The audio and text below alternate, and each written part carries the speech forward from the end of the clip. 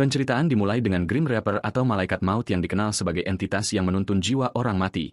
Dewa kematian mengumumkan bahwa malaikat maut manapun yang berhasil menuntun 10.000 jiwa akan diberi satu permintaan. Setelah beberapa waktu, salah satu malaikat maut, KAI, berdiri di hadapan Dewa Kematian dan mengonfirmasi bahwa ia telah berhasil mengumpulkan 10.000 jiwa.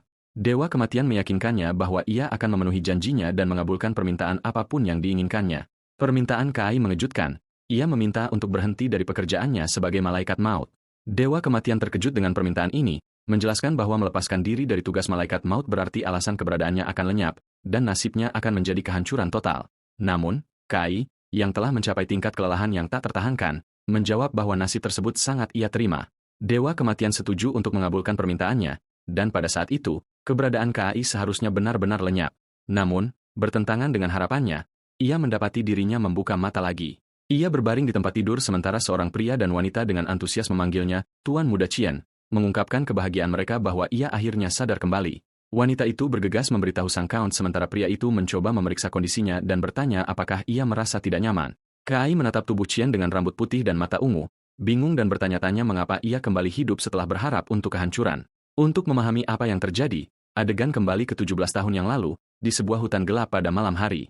Dua pria bersenjata berhasil menemukan seorang budak yang melarikan diri dan anaknya. Para pria itu berbicara dengan kasar kepada sang ibu, mengatakan bahwa ia salah jika berpikir bisa melarikan diri dari mereka. Sang ibu dengan berlinang air mata memohon, mengakui kesalahannya yang didorong oleh ketakutannya bahwa anaknya akan menjalani kehidupan perbudakan seperti dirinya. Ia memohon agar mereka membunuhnya, tetapi meninggalkan anaknya sendirian.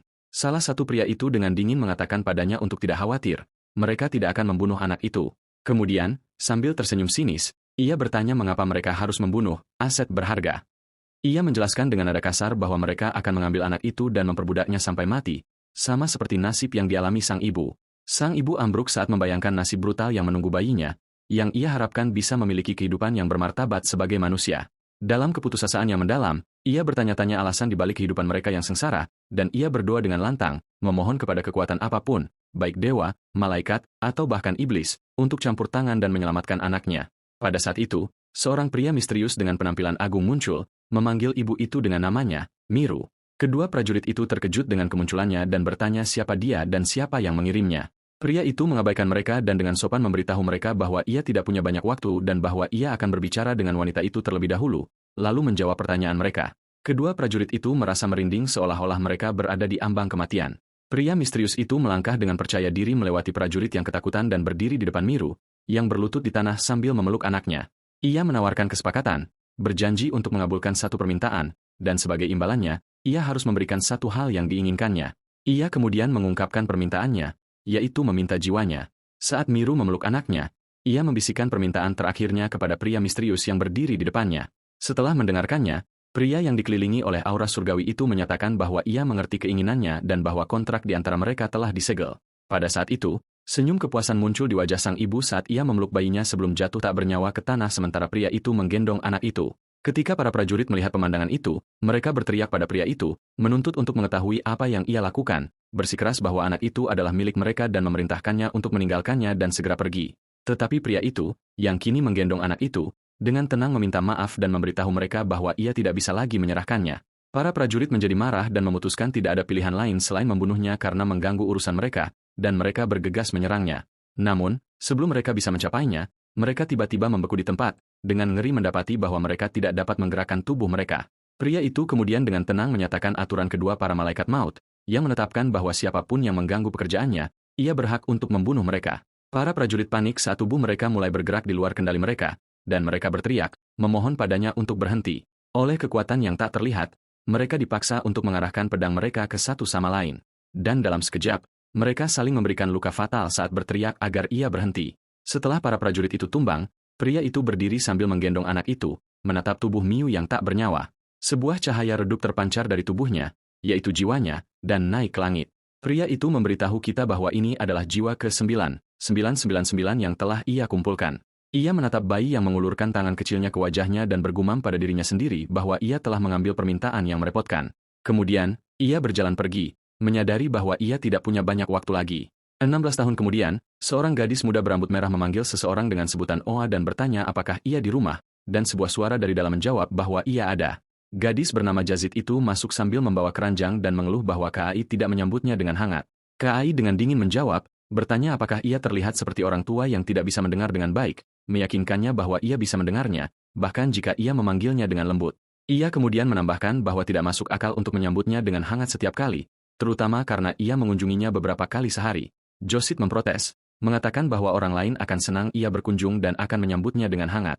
Jadi, Kai dengan dingin menyarankan ia pergi kepada mereka.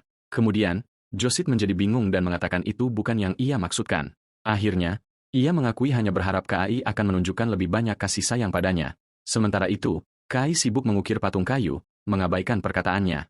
Jazid melemparkan dirinya ke sofa, tetapi Kai segera memarahinya, memerintahkannya untuk tidak berbaring sebelum mencuci tangan dan kakinya, yang membuatnya mengeluh bahwa ia adalah orang yang sangat ketat. Ia kemudian bertanya mengapa ia berkunjung. Jazid mengatakan kepadanya bahwa ibunya tidak sehat dan lengan kirinya sakit sejak tadi malam dan masih mengganggunya bahkan setelah bangun. Kai berhenti mengukir patung kayu dan berjanji akan mampir ke rumah mereka nanti untuk memeriksa ibunya.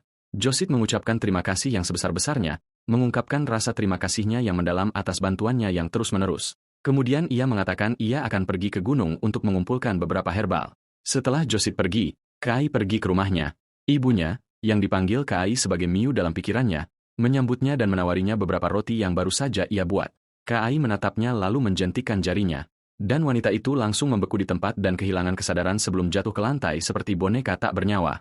Kai mendekati tubuhnya yang tak bernyawa, memeriksanya dan berpikir pada dirinya sendiri bahwa membuatnya dari kayu murahan adalah kesalahan karena kayu itu sudah mulai membusuk. Saat ia menggunakan kekuatan misterius dari tangannya untuk memeriksa penyebab pembusukan, Jazid tiba-tiba kembali dan menemukannya dalam keadaan seperti itu di atas tubuh ibunya, bertanya dengan terkejut apa yang ia lakukan. Kai berpikir pada dirinya sendiri bahwa ia telah membuat kesalahan karena ia begitu fokus pada proses perbaikan sehingga ia tidak mendengarnya datang. Jazid menganggap ia datang untuk mengobati ibunya seperti yang ia janjikan. Kai mengonfirmasi bahwa Jazid yang memintanya datang. Jazid terkejut dengan betapa cepatnya ia tiba dan memperhatikan ibunya tidak ada di rumah. Lalu ia bertanya-tanya tentang boneka besar yang tergeletak di lantai, menunjukkan bahwa boneka itu sangat mirip dengan ibunya. Benang-benang kebenaran yang mengejutkan mulai menyatu di benak Jazid. Ia menghubungkan boneka itu dengan keluhan ibunya tentang rasa sakit di lengan kirinya. Ia teringat apa yang ia ceritakan padanya sebelumnya tentang ibunya dan dengan ragu bertanya kepada Kai apakah boneka ini benar-benar ibunya. Karena ia tetap diam, kengeriannya semakin besar. Ia menekannya dengan pertanyaan sementara ia tetap diam, dan ia memohon padanya untuk tidak memberitahunya bahwa potongan kayu ini adalah penyebab rasa sakit ibunya. Keheningan Kai mengonfirmasi kecurigaannya dan ia bertanya dengan panik apakah ibunya hanya boneka. Ia menyadari kebenaran mengerikan yang utuh. Apa yang ia pikirkan sebagai perawatan tidak lain adalah mengganti bagian-bagian pada boneka. Kemudian keterkejutannya meluas hingga mencakup semua orang di desa. Ia bertanya-tanya apakah Kai telah menyembuhkan semua orang dengan cara yang sama. Ia mundur, memohon padanya untuk menyangkal semuanya. Kai memutuskan ia tidak bisa lagi menyembunyikan kebenaran dan bahwa ia harus jujur padanya, terutama karena ia sekarang cukup dewasa untuk memahami bahwa apa yang ia lakukan adalah logis. Ia menjentikan jarinya lagi, mengungkapkan kepadanya pemandangan mengerikan yang menunjukkan kebenaran tentang semua penduduk desa. Jazid bertanya dengan terkejut apakah mereka semua adalah boneka. Kai mengonfirmasi bahwa itu persis seperti yang ia lihat dan bahwa orang yang ia kenal sebagai ibunya dan semua penduduk desa ini tidak lain adalah boneka ciptaannya. Pengakuan yang mengejutkan ini mendorong Jazid untuk bertanya tentang identitas aslinya. Kai mulai menjelaskan apa yang terjadi, mengklarifikasi bahwa 16 tahun yang lalu, ibunya membuat kesepakatan dengannya, mempertaruhkan jiwanya tepat sebelum ia meninggal. Permintaan ibunya adalah agar putrinya, Jazid, menjalani kehidupan di mana ia tidak akan disakiti oleh orang-orang dan tidak menjalani kehidupan yang memalukan seperti miliknya, tetapi dicintai oleh semua orang. Kai menambahkan bahwa ia tahu bahwa bahkan orang suci tidak bisa menjalani kehidupan yang hanya dipenuhi dengan cinta di antara manusia. Dan untuk alasan itu, ia menciptakan seluruh desa hanya untuknya, sebuah desa yang akan memastikan ia tidak akan pernah terluka. Jazid hancur dan bertanya padanya dengan putus asa apakah itu berarti seluruh hidupnya adalah kebohongan. Ia bertanya-tanya apa yang seharusnya ia percayai dan cintai sekarang. Jika ibunya, semua orang di desa, dan bahkan dirinya hanyalah pertunjukan boneka palsu. Di tengah keputusasaannya, ia mulai meragukan keberadaannya sendiri, bertanya-tanya apakah ia sendiri adalah orang yang nyata. Ia bertanya langsung kepada Kai apakah ia juga boneka ciptaannya. Kai meyakinkannya dan mengonfirmasi bahwa ia bukan boneka, mengingatkannya bahwa ia menciptakan seluruh desa untuknya. Tapi Jazid tidak bisa lagi mempercayai apapun yang ia katakan. Dalam upaya putus asa untuk membuktikan kenyataannya, ia mengambil belati dan menuntut bukti bahwa ia bukan boneka. Ia sedikit menggores lehernya dan ketika melihat darah mengalir, ia memastikannya dengan lega bahwa ia telah menjadi manusia sejati selama ini. Ia jatuh ke pelukannya dan bertanya mengapa ia melakukan semua ini. Ia menjawab dengan sebuah pertanyaan, menanyakan apakah hidupnya sampai saat itu menyedihkan. Josit mengakui bahwa ia bahagia, tetapi ia menyadari bahwa semua kebahagiaan itu adalah kebohongan. Ia tidak bisa menanggung pikiran bahwa semua orang yang ia cintai adalah palsu. Ia menatapnya dengan sedih dan menawarkan untuk membuat kesepakatan dengannya juga. Ia mengulangi bahwa ia ingin membuat kesepakatan juga. Kai memperingatkannya bahwa harga kesepakatan itu adalah jiwanya, tetapi ia bersikeras untuk melanjutkan. Jadi, ia menyuruhnya untuk menyatakan keinginannya. Ia memberitahunya keinginannya, mengatakan bahwa ia adalah satu-satunya orang nyata dalam hidupnya, dan jika ia juga melupakannya, tidak ada seorang pun di dunia ini yang tersisa untuk mengingatnya. Jadi, ia memohon padanya untuk mengingatnya selamanya dan dengan berlinang air mata bertanya apakah permintaannya terlalu banyak. Kata-katanya menyentuh Kai, jadi ia menyetujui kesepakatan itu, menyatakan bahwa kontrak telah disegel. Josit berterima kasih padanya dengan lega, lalu jatuh ke tanah setelah hidupnya pergi. Jiwanya menjadi jiwa ke-10.000 yang dikumpulkan oleh Kai. Setelah kematian Josit, Kai membakar desa yang ia bangun untuknya, percaya bahwa itu telah menjadi tempat yang tidak berguna tanpanya, dan desa itu dengan cepat terbakar habis. Pada saat itu, Kai memperhatikan dewa kematian, Shanos, yang mengamati bahwa Kai terlihat lebih sedih dari biasanya. Shanos bertanya-tanya apakah Kai memiliki perasaan khusus untuk anak itu, tetapi Kai menyangkalnya. Kai meminta Shanos untuk memenuhi janjinya.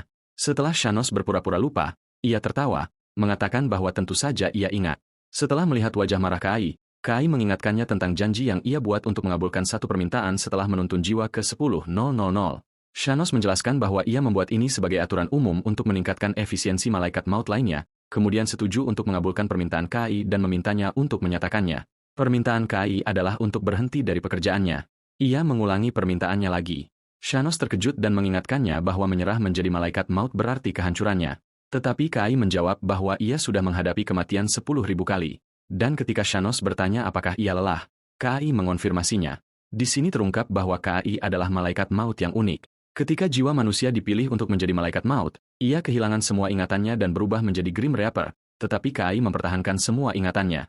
Perbedaan ini yang membuatnya mengadopsi pendekatan kesepakatan dalam pekerjaannya. Alih-alih memaksa jiwa untuk mengikutinya atau membiarkan mereka binasa, ia akan mengabulkan permintaan terakhir mereka untuk menuntun mereka dengan damai, memungkinkan bahkan jiwa yang mati secara tidak adil untuk menerima nasib mereka. Tetapi perasaan manusia ini terus-menerus menguras dan menyakitinya, membuatnya merasa lelah lebih cepat daripada yang lain. Kembali ke masa kini, Shanos bertanya kepada Kai untuk terakhir kalinya apakah ia ingin mempertimbangkan kembali, tetapi Kai bersikeras pada permintaannya. Shanos setuju untuk mengabulkan permintaannya, dan Kai berterima kasih padanya. Shanos memperingatkannya untuk tidak menyesalinya nanti, lalu mengucapkan selamat tinggal dengan kata-kata samar, sampai jumpa lagi. Kai bingung dengan kata-kata ini, percaya ia tidak akan pernah melihatnya lagi setelah ia binasa. Tetapi alih-alih kehancuran, ia merasakan beban di tubuhnya dan mendapati dirinya mendengar suara-suara di sekitarnya. Para dokter sedang mendiskusikan kondisi seorang pasien, mengatakan bahwa napasnya saja sudah merupakan keajaiban. Kemudian tiba-tiba, salah satu dari mereka memperhatikan bahwa pasien bernama Qian telah bergerak. Suara-suara riuh di ruangan itu, dan seseorang mengumumkan bahwa tuan muda telah membuka matanya. Kai terbangun di tubuh seorang bangsawan muda, bingung dan bertanya-tanya tentang identitasnya saat ia melihat orang-orang berkumpul di sekitar tempat tidurnya. Sementara dokter meyakinkan orang-orang di sekitar tempat tidur Qian bahwa hidupnya tidak dalam bahaya meskipun terluka, seorang pria yang marah dengan rambut putih menyerangnya dan meraih pakaiannya, memanggilnya putra yang menyedihkan, dan bertanya bagaimana ia bisa melakukan ini tanpa memikirkan perasaan mereka. Seorang pria muda lain mencoba menghentikannya, memberitahu ayahnya bahwa Qian masih sakit, sementara sang ayah bertanya-tanya apakah putranya pernah memikirkan mereka sama sekali. Kai, yang kini berada di tubuh Qian, menyela luapan emosi pria itu untuk bertanya siapa dia. Semua orang terkejut dengan pertanyaannya. Jadi Kai mengulangi pertanyaannya tentang identitas pria itu dan mengapa ia tiba-tiba memukulnya. Setelah insiden ini, dokter menyimpulkan bahwa Qian telah kehilangan ingatannya karena pukulan keras di kepalanya. Ketika ayah Qian, Count Shuritan, bertanya tentang obatnya, dokter menjawab bahwa tidak ada solusi selain menunggu ingatannya kembali secara alami. Kakak laki-lakinya, Lucian Shuritan, kemudian bertanya apakah ada masalah lain, dan dokter meyakinkannya bahwa kondisi fisik Qian secara mengejutkan baik, dan tidak ada cedera yang mengancam jiwa. Kai menyadari pada saat itu bahwa ia telah memasuki tubuh orang bernama Qian ini, dan menyimpulkan bahwa yang bertanggung jawab atas semua ini adalah dewa kematian, Shanos. Ketika kakaknya Lucian mendekatinya untuk bertanya bagaimana keadaannya, Kai menjawab dengan dingin, menyuruhnya meninggalkan ruangan dan berhenti mengajukan pertanyaan yang tidak berguna. Ia juga meminta ayah dan dokter untuk pergi, beralasan bahwa suara keras mereka memberinya sakit kepala dan menuntut mereka semua keluar. Dihadapkan dengan perilaku aneh ini, Semua orang memutuskan untuk membiarkannya beristirahat dan meninggalkan ruangan. Begitu ia sendirian, Kai memanggil Shanos, yang muncul di hadapannya seketika. Shanos dengan riang bertanya apakah ia mencarinya. Kai menghadapinya dengan marah, menanyakan arti dari apa yang telah terjadi, yang Shanos dengan dingin menjawab bahwa ia telah mengabulkan permintaannya. Shanos menjelaskan bahwa permintaan Kai adalah untuk mengakhiri hidupnya sebagai Grim Reaper, dan itulah yang ia lakukan. Penafsiran yang menyimpang ini membuat Kai sangat marah sehingga ia bertanya apakah ia bisa memukulnya. Kai kemudian bertanya tentang nasib pemilik asli tubuh itu, dan Shanos mengatakan kepadanya bahwa ia telah meninggal. Shanos menjelaskan bahwa bocah itu ditakdirkan untuk mati dalam kecelakaan, dan saat jiwanya meninggalkan tubuhnya, ia memasukkan jiwa Kai di tempatnya, menggambarkan waktunya sebagai sempurna. Kai tidak mengerti mengapa ia dipaksa untuk hidup dalam tubuh manusia. Jadi Shanos mengungkapkan motif aslinya dengan seringai lebar, mengatakan tidak akan menyenangkan jika keberadaan Kai lenyap begitu saja. Dan ketika Kai bertanya apakah ia melakukan semua ini hanya untuk bersenang-senang, Shanos menjawab dengan afirmatif. Sebelum menghilang, Shanos mendoakan Kai semoga berhasil dalam kehidupan barunya yang menyenangkan, meninggalkan Kai berteriak padanya, mencoba menghentikannya pergi. Setelah Shanos meninggalkan Kai, tenggelam dalam amarahnya, ia memutuskan untuk tidak muncul di hadapannya untuk sementara waktu sampai ia tenang.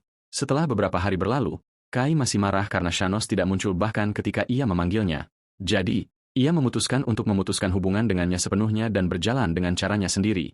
Selama tinggal di Menshan, Kai memperhatikan sesuatu yang menarik perhatiannya, yaitu semua pelayan gemetar ketakutan dan menghindari menatapnya setiap kali mereka melihatnya. Hal ini membuatnya menyimpulkan bahwa pemilik asli tubuh tersebut, Chien, pastilah orang yang keji dan suka menyiksa. Suatu hari, dia melihat seorang pelayan muda, gadis yang sama yang selalu membawakannya makanan, tersandung saat membawa seember air dan jatuh ke tanah. Gadis bernama Pake itu diliputi ketakutan yang luar biasa dan mulai meminta maaf secara histeris seolah-olah mengharapkan hukuman yang mengerikan. Kai mendekatinya dan bertanya mengapa wajahnya begitu ketakutan, yang membuat gadis itu menjerit ketakutan. Melalui kilas balik, menjadi jelas bahwa Chien Shuritan, putra kedua Count, dikenal karena kecantikan bak malaikatnya di masa muda. Tapi sifat aslinya tidak butuh waktu lama untuk muncul. Catatan mengungkapkan kekejamannya. Dia telah membakar mata seorang pelayan hanya karena pelayan itu berani tersenyum padanya saat dia baru berusia 11 tahun. Sejak itu, banyak pelayan yang bekerja untuknya menderita luka, cacat, dan pukulan yang hampir membunuh mereka, dan sudah umum bagi mereka untuk dipecat dalam keadaan yang menyedihkan. Karena kekejaman ini, semua orang menjulukinya iblis kecil dari rumah Count. Kembali ke masa kini, Pake membayangkan skenario terburuk, percaya dia akan memotong tangan atau kakinya. Tapi Kai memintanya untuk memberinya tangannya. Meskipun ketakutannya luar biasa, dia mengulurkan tangannya yang gemetar kepadanya, memohon belas kasihan saat dia membayangkan dia akan memotongnya. Kai mengejutkannya saat dia menyembuhkan luka di tangannya, lalu memberitahunya bahwa ini hanya pertolongan pertama dan dia harus merawat lukanya dengan benar agar tidak meninggalkan bekas luka. Kejutan Kai tidak berhenti di situ. Dia menunjuk beberapa benang dan debu di pakaiannya dan menasihatinya untuk menjaga kebersihannya. Ketika pelayan lain melihat apa yang terjadi, dia bergegas mendekati Pake untuk memeriksanya sementara Pake melarikan diri dalam keadaan syok. Kai memperhatikannya, berpikir bahwa gadis itu mengingatkannya pada Jazid karena usianya dan sifatnya yang ceroboh. Kemudian, para pelayan membicarakan tentang perubahan mendadak dalam kepribadian Tuan Muda Chiene, mencatat bahwa dia menjadi lembut baru-baru ini, dan mereka bertanya-tanya apakah dia telah melihat gerbang neraka dan memutuskan untuk bertobat. Para pelayan melanjutkan percakapan mereka dengan salah satu dari mereka menyindir bahwa mengingat temperamen iblis Chien, kemungkinan besar neraka itu sendiri tidak tahan dengannya dan mengusirnya. Pake, pelayan yang telah dibantu Kai, bergegas membelanya dengan antusias, bersikeras bahwa Tuan Muda itu sama sekali tidak iblis, tetapi seorang malaikat. Dia menceritakan bagaimana bahkan ketika dia tersandung, dia merawatnya dan merapikan penampilannya dan kadang-kadang bahkan memberinya makanan lezat. Dia bersikeras bahwa dia adalah orang yang baik dan luar biasa dan rumor lama tentangnya benar-benar menyimpang. Meskipun pelayan lain tidak percaya semua yang dia katakan, mereka setuju bahwa Chiene memang menjadi jauh lebih baik, jika tidak Pake tidak akan tetap dalam layanannya setelah semua kesalahannya. Kai mendengarkan percakapan mereka dari kejauhan, yang menegaskan kepadanya bahwa kepribadiannya yang dulu, Chien, memang jahat. Dia memutuskan untuk mengubah lokasinya untuk menghindari terlihat oleh siapapun atau itu akan menjadi masalah. Setelah itu, dia berkelana melalui taman Menshan yang indah dan terawat, mengagumi patung-patung yang rumit dan perawatan taman yang teliti. Dia menemukan beberapa kayu untuk diukir di tempat yang cerah, dan duduk di tempat yang hangat dan menyenangkan itu untuk mulai mengukir sepotong kayu, mengingat memori Jazid dan kecintaannya pada musim semi. Tiba-tiba, seorang tukang kebun tua muncul dan meminta maaf karena lupa membersihkan area tersebut. Tapi dia membeku di tempat ketika dia melihat patung yang baru saja selesai dibuat oleh Kai, yang merupakan replika sempurna dari Joseph. Tukang kebun itu terpesona oleh ketelitian dan keindahan patung itu, bertanya-tanya tentang identitas pemahat terampil yang membuatnya. Kai melihat patung itu dan bersumpah pada dirinya sendiri bahwa dia tidak akan pernah melupakan Joseph dalam kehidupan barunya ini, tidak peduli seberapa panjang atau pendek, dengan demikian memenuhi janji terakhirnya padanya. Malam itu, Count Shuritan berada di kantornya, terkejut dengan banyaknya bangsawan yang telah mengonfirmasi kehadiran mereka di pertemuan sosial kecil yang dia selenggarakan. Ajudannya menjelaskan bahwa alasannya adalah rumor bahwa mantan Duk Farhan akan menghadiri pesta itu, yang mengejutkan dan membuat Count terkejut. Kemudian, Lucian memberitahu saudaranya, KAI, bahwa para tamu akan datang ke Menshan. Dia menjelaskan bahwa itu hanya pertemuan sosial kecil untuk beberapa bangsawan dengan anak-anak mereka dan ayah mereka ingin dia setidaknya menyapa mereka. Tidak seperti biasanya, KAI setuju untuk hadir, yang mengejutkan Lucian, yang berkomentar bahwa Qian tidak pernah menyukai pertemuan seperti itu. KAI menjawab bahwa dia akan hadir kali ini untuk memutuskan apa yang harus dilakukan di masa depan. Jadi, Lucian menasihatinya untuk santai saja karena dia baru saja pulih. Sebelum Lucian pergi, dia meletakkan tangan di bahu KAI, mengungkapkan keprihatinan tulusnya, yang membuat KAI merasakan sensasi aneh yang tidak dikenalnya, perasaan kehangatan keluarga. Beberapa hari kemudian, pesta diadakan, dan jumlah yang datang di luar dugaan. Count Shuritan menyambut Count Ilo yang berkomentar tentang ukuran kerumunan. Count Ilo membenarkan bahwa alasan untuk jumlah yang besar ini adalah berita tentang kehadiran mantan Duk Farhan yang secara pribadi didukung oleh Kaisar. Count Ilo menjelaskan bahwa alasan kerumunan besar ini adalah karena Kaisar telah mempercayakan mantan Duk Farhan dengan tugas memilih putri mahkota yang mendorong setiap bangsawan dengan seorang putri untuk dengan penuh semangat berusaha menghadiri pesta itu. Dia menambahkan bahwa bahkan bangsawan tanpa putri pun sangat ingin hadir, putus asa untuk mendapatkan kesempatan menarik perhatian Duk Farhan yang kuat dan berpengaruh. Count Shuritan berkomentar bahwa dia tidak menyadari kerajaan memiliki begitu banyak wanita muda dan semua orang dipenuhi dengan antisipasi. Di tengah pesta, Lucian, putra tertua Count Shuritan, tiba dan bertukar sapaan ramah dengan Count Ilo, yang memuji bakat, studi, dan kemampuan berpedang Lucian dan menyatakan penyesalan karena tidak memiliki putri untuk dinikahkan dengannya. Setelah itu, tamu lain melangkah maju untuk menyapa Count Shuritan, yaitu Vicomte Chen. Vicomte Chick dikenal karena hanya menjadi pedagang 10 tahun yang lalu, kemudian menggunakan kekayaannya yang sangat besar untuk membeli gelar bangsawan. Sejak itu, dia telah memperluas pengaruhnya dan menyingkirkan semua orang yang menghalangi jalannya, menjadikannya orang yang tidak disukai oleh Count Shuritan, yang melihatnya sebagai contoh bahaya uang. Vicomte memperkenalkan putranya, Horus, kepada Lucian. Kemudian bertanya kepada Count Shuritan dengan nada sinis mengapa dia tidak melihat putra keduanya, Qian, di pesta itu. Count menyadari bahwa Vicomte tahu tentang insiden Qian dan menggunakannya untuk mengganggunya. Jadi, Lucian menjawab bahwa Qian akan datang sebentar lagi. Sambil berpikir dalam hati, bertanya-tanya mengapa dia terlambat. Sementara itu, Kai dalam tubuh Qian benar-benar tersesat di dalam Menshan. Dia hampir melupakan sifat aneh yang telah lama menjadi bagian dari dirinya. Dia buruk dengan arah. Setelah mengelilingi Menshan 10 kali tanpa menemukan ruang dansa dan tanpa melihat satupun pelayan untuk membimbingnya, dia memutuskan untuk menyerah, berpikir ketidakhadirannya tidak akan menjadi akhir dunia. Kai duduk di tangga luar dan menyaksikan matahari terbenam, pemandangan yang dulu disukai Jazid, dan bersikeras untuk menonton bersamanya setiap malam. Dia melihat ke langit dan mengingat janjinya padanya bahwa dia akan selalu mengingatnya hanya dengan melihat langit. Pada saat itu, seorang pria tua mendekatinya dan bertanya apa yang dia lakukan sendirian di tempat ini. Kai menjawab dengan tajam, bertanya-tanya apakah pria itu sudah tua karena dia menanyakan pertanyaan yang sudah dia tahu jawabannya, karena sudah jelas dia sedang menyaksikan matahari terbenam. Pria itu terkesan dengan kecerdasan dan lidah tajam Kai, dan mengakui dia mendekat karena penasaran karena tatapan Kai pada matahari terbenam tampak sangat dalam, lebih dalam dari tatapan seorang pria tua yang telah hidup selama beberapa dekade, yang aneh untuk seorang pria muda di pertengahan remajanya. Pria itu mengubah pertanyaannya, menanyakan mengapa seorang pemuda duduk sendirian dalam kesedihan, yang dijawab Kai dengan jujur, "Saya tersesat." Pria itu mengira Kai adalah salah satu tamu, tetapi Kai membantahnya dan mengejutkan pria itu ketika dia mengungkapkan identitasnya, berkata, "Saya tinggal di sini. Saya putra kedua." Pria tua itu terkejut bahwa Kai, putra Count Shuritan, tersesat di rumahnya sendiri. Kai menjawab dengan acuh tak acuh, mengatakan tidak ada hukum yang mencegahnya.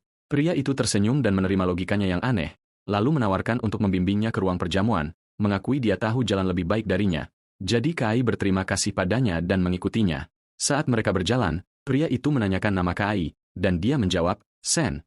Pria itu kemudian memperkenalkan dirinya sebagai Fitz Farhan, nama yang membuat Kai bertanya-tanya dengan jengkel apakah dia harus mengingatnya.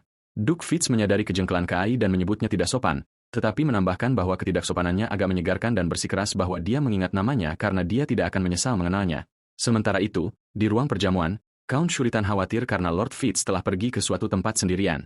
Lucian menawarkan untuk pergi mencarinya, terutama karena Qian belum datang. Tapi sebelum dia bisa pergi, ayahnya menunjukkan bahwa dia melihat mereka di sana.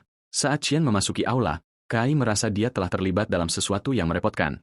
Count terkejut dan bertanya kepada putranya bagaimana dia bisa datang ke sini dengan Lord Fitz. Kai dengan dingin menyalahkan Duke, mengatakan semua keributan ini terjadi karena suaranya yang keras. Count menyambut Lord Fitz yang meminta maaf karena terlambat. Count mengatakan bahwa banyak yang dengan penuh semangat menunggunya. Duke menjelaskan bahwa dia terlambat karena dia sedang membimbing anak anjing kecil yang tersesat. Kai menyadari Duke bermaksud dirinya dan memprotes mengatakan bahwa Duke sudah terlambat untuk pertemuan ketika dia menemukannya, jadi dia tidak bisa menggunakannya sebagai alasan. Tanggapan ini membuat Count marah yang memarahi putranya karena berbicara kasar kepada Lord Fitz dan menyampaikan permintaan maafnya yang terdalam kepada Duke, mengakui dia telah gagal membesarkan putranya dengan baik. Tapi Duke tertawa dan berkata dia tidak terganggu sama sekali. Bahkan, dia bersenang-senang untuk pertama kalinya dalam beberapa saat berkat bocah ini yang membuat jalannya ke aula tidak membosankan. Tanggapan ini membuat Count dan Lucian bingung. Lucian melangkah maju dan secara resmi memperkenalkan dirinya kepada Duke Fitz yang mulai mengamati kedua bersaudara itu. Duke mengingat rumor terkenal tentang putra-putra Count. Yang satu berbakat dan yang lain adalah iblis kecil yang hanya membawa masalah. Tapi dia menemukan bahwa pembuat onar yang dia temui hari ini tidak seperti rumor. Duke menyadari bahwa meskipun dia tidak bisa menilai seseorang dari pertemuan singkat, pengalamannya yang panjang memungkinkannya membaca karakter pria melalui kata-kata, tindakan, dan tatapan mata mereka. Dia menyimpulkan bahwa bocah ini, Chien, memiliki kekuatan yang sangat besar dan tidak biasa, bahkan sampai-sampai dia sendiri tidak bisa mengukurnya. Duke menoleh ke temannya, Count, dan memujinya, mengatakan dia telah membesarkan putranya dengan sangat baik. Count terkejut dengan pujian ini. Dia sudah terbiasa mendengar pujian untuk Lucian, tetapi pujian untuk Chien adalah hal yang langka. Setelah itu, Duke meminta Count untuk memberinya waktu untuk membahas suatu masalah secara pribadi. Saat Duke Fitz hendak berbicara dengan Count, Vicomte Chick menyela, mencoba memperkenalkan dirinya. Duke dengan dingin mengabaikannya, mengatakan dia belum pernah mendengar nama itu sebelumnya dan meragukan ada keluarga bangsawan yang memilikinya. Pengabaian ini membuat Vicomte marah, yang menunjukkan bahwa Duke mungkin tidak tahu tentang urusan saat ini karena jaraknya dari politik. Duke setuju, menambahkan dengan sinis bahwa semakin tua dia, semakin sedikit dia ingin terlibat dalam politik karena banyaknya orang bodoh yang arogan, dalam referensi yang jelas kepada Vicomte. Pada penghinaan ini, Horus, putra Vicomte, melangkah masuk dan menuduh Duke tidak sopan, yang ditanyakan oleh Duke dan dikonfirmasi oleh Horus. Duke menjadi geram pada keberanian seorang putra Vicomte yang menegurnya. Dan pada saat itu, dia melepaskan sebagian kecil dari auranya sebagai ahli pedang, menyebabkan semua orang di aula membeku di tempat dengan ketakutan. Lucian, meskipun telah bertahun-tahun berlatih, merasakan tekanan luar biasa yang hampir tidak bisa dia tahan dan menyadari dia adalah ahli pedang dan bahwa dia harus campur tangan sebelum seseorang pingsan. Tapi sebelum Lucian bisa bergerak, Kai dalam tubuh Chien melangkah di depannya. Kai tidak datang untuk melawan Duke, tetapi dengan tenang menunjukkan bahwa ada beberapa rumput dan rambut di pakaiannya, menasihatinya bahwa jika dia ingin memarahi orang lain tentang etiket, dia harus terlihat rapi terlebih dahulu. Dia kemudian mulai membersihkan pakaiannya, bertanya-tanya dengan sinis bagaimana Duke bisa begitu kotor padahal dialah yang telah duduk di rumput. Duke menjawab bahwa kesempurnaan yang berlebihan tidak baik dan bahwa cacat kecil membuat orang merasa nyaman, yang dibalas Kai, bertanya apakah dia membingungkan kotoran dengan keramahan. Situasi ini membuat Horus marah, yang memanggil Kai bajingan, sementara Duke bertanya pada Kai apakah dia berniat memukulnya. Kai menjawab dengan dingin bahwa dia tidak keberatan, tetapi Duke harus mencuci tangannya terlebih dahulu. Pada adegan ini, Count ketakutan oleh perilaku putranya. Sementara Vicomte memaksa putranya Horus untuk membungkuk dan pergi. Setelah mereka pergi, Duke berkomentar bahwa Horus melototi Kai dengan tatapan membunuh, yang dibalas Kai dengan sinis bahwa penglihatan Duke pasti memburuk. Situasi ini membuat Count dan Lucian dalam keadaan syok, dengan Count berkomentar bahwa Chien tampak sama sekali berbeda. Setelah itu, Duke kembali serius dan meminta Count tempat yang tenang untuk berbicara. Saat mereka berjalan pergi, Lucian memanggil saudaranya dan bertanya dengan prihatin apakah dia baik-baik saja setelah terpapar aura ahli pedang. Kai meyakinkannya bahwa dia baik-baik saja untuk saat ini. Jawaban sederhana ini sangat menyentuh Lucian, yang merasa sangat gembira dan berpikir dalam hati betapa baiknya saudaranya, dan bagaimana dia telah berbicara dengannya secara normal tanpa kebencian atau penghinaan untuk pertama kalinya dalam waktu yang lama, mengingat bahwa adik laki-lakinya adalah harta yang paling berharga, hadiah terakhir yang ditinggalkan ibunya. Lucian merenungkan hubungan mereka. Dia ingat bagaimana dia berharap mereka bisa dekat sejak masa kanak-kanak. Tapi kompleks inferioritas yang dirasakan Chiene terhadapnya menyebabkan kepribadiannya menjadi lebih bengkok seiring waktu. Saat kebencian tumbuh di mata Chiene setiap kali dia menatapnya, Lucian tidak punya pilihan selain menyerah untuk mencoba lebih dekat. Lucian sangat gembira karena dia sekarang bisa berada di sisi saudaranya dalam suasana yang nyaman. Begitu gembira sehingga dia hampir senang bahwa Chien telah kehilangan ingatannya. Dan ketika Kai dalam tubuh Chien mengumumkan dia akan kembali ke kamarnya, Lucian merasa kecewa, berpikir saudaranya menghindarinya lagi dan harapannya hanyalah ilusi. Tapi Kai berhenti, tiba-tiba meraih pergelangan tangannya dan meminta maaf, mengakui dia tidak tahu jalan kembali dan memintanya untuk menemaninya sekali saja. Ini adalah pertama kalinya saudaranya meminta sesuatu darinya. Jadi Lucian diliputi kegembiraan yang luar biasa dan setuju segera. Sementara itu, di sebuah ruangan pribadi, Duke Fitz mengungkapkan kepada Count Shuritan alasan sebenarnya untuk kunjungannya, yaitu untuk memilih seseorang untuk berada di sisi putra mahkota.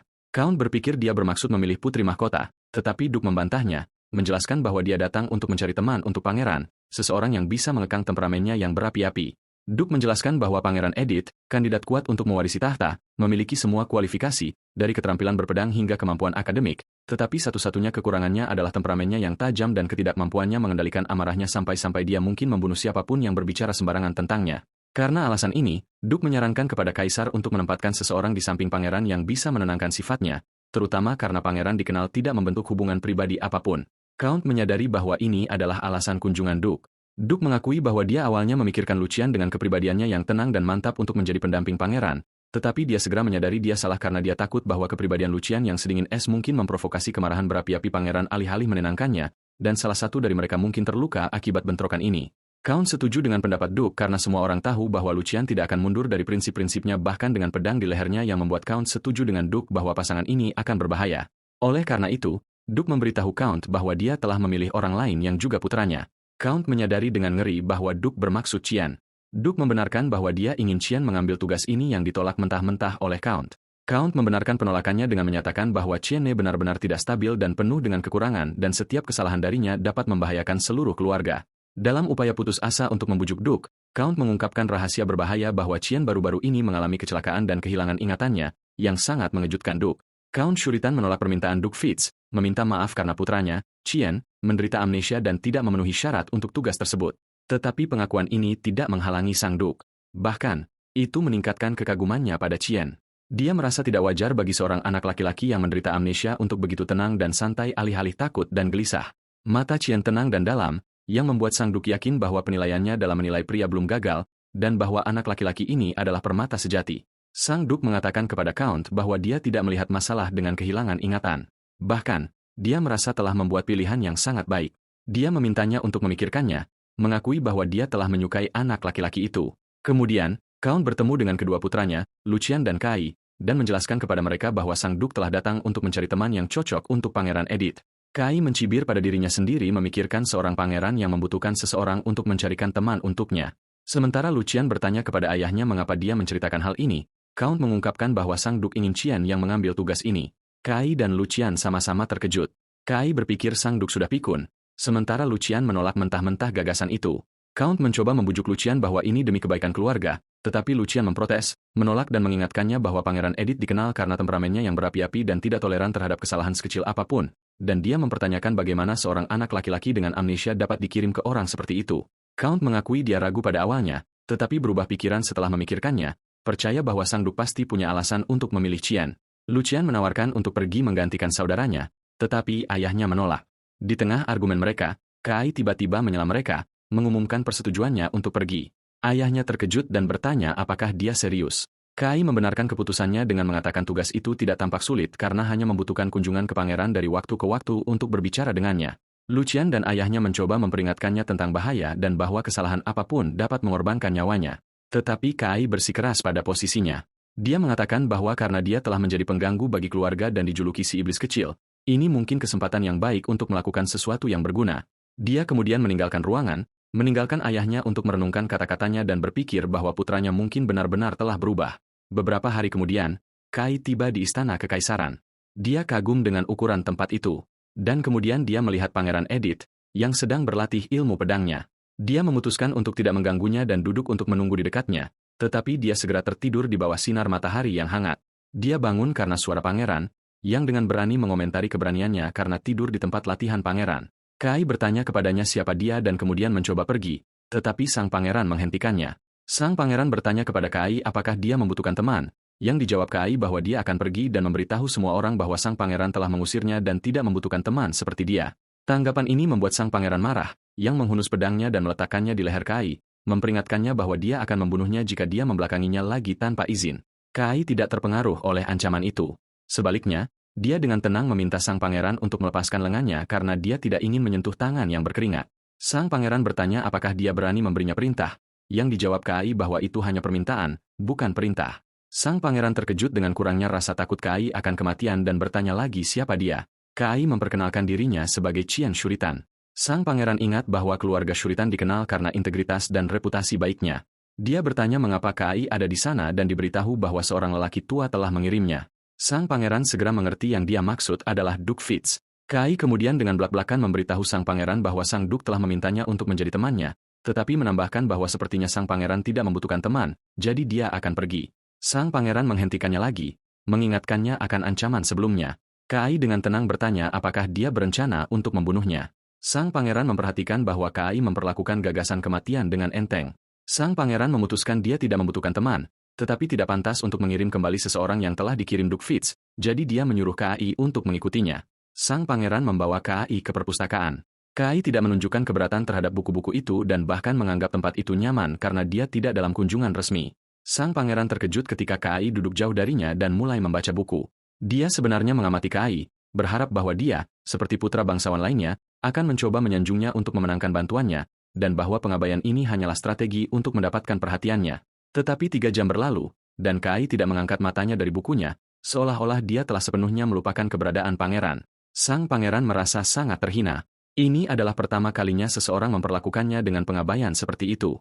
Dia memutuskan untuk melihat berapa lama Kai bisa terus duduk dalam diam, memulai tes kehendak diam-diam di antara mereka. Setelah beberapa waktu, sang pangeran mengulurkan kakinya, menyebabkan seorang pelayan yang membawa teh tersandung dan hampir jatuh.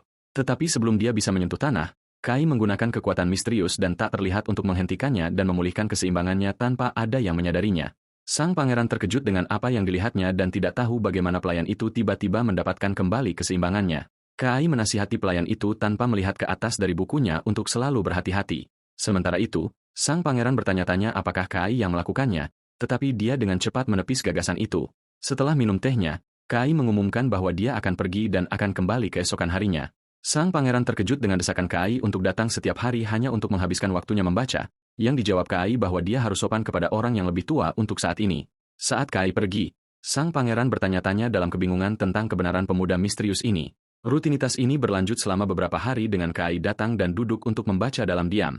Suatu hari, sang pangeran bertanya kepadanya apakah dia bermaksud bermain dengannya alih-alih membaca. Sang pangeran menghela napas, setelah terbiasa dengan situasi aneh ini, bertanya-tanya apakah Kai benar-benar tidak menyadari bahwa orang lain merindukan hanya satu saat untuk bertemu dengannya. Buku yang dibaca sang pangeran menarik perhatian Kai, dan dia bertanya apakah dia tahu buku itu. Kai menjawab bahwa dia telah membacanya sebelumnya dan tertarik pada seni membuat boneka. Sang pangeran berkomentar bahwa Kai juga tertarik pada seni ini. Kai menyebutkan bahwa kisah pembuat boneka dalam buku itu sangat menarik karena itu tentang seorang pria yang menjadi musuh seluruh dunia untuk melindungi satu wanita. Kai kemudian meminta pendapat pangeran tentang pria ini, dan sang pangeran menjawab tanpa ragu bahwa dia gila dan benar-benar bodoh. Kai menatap buku itu dengan sedih dan setuju dengan pendapat pangeran. Percakapan mereka terputus oleh kedatangan seorang gadis muda dengan rambut hijau muda, yang memanggil pangeran, "Edith, saudaraku." Sang pangeran menyambutnya dengan hangat, dan ternyata dia adalah satu-satunya saudara perempuannya, Putri Renee. Sang putri mengatakan dia datang hanya karena dia merasa ingin melihatnya, dan kemudian dia melihat Kai dan bertanya siapa dia. Kai memperkenalkan dirinya sebagai Qian, putra Count Shuritan. Putri Renee mendekati Kai, menyentuh wajahnya, dan berkomentar bahwa dia bahkan lebih cantik dari wanita. Diceritakan bahwa Putri Renee sangat dicintai oleh Kaisar dan Pangeran Edith, dan berkat kekuatan yang mendukungnya ini, dia dikenal karena bertindak sembrono dan tanpa rasa takut.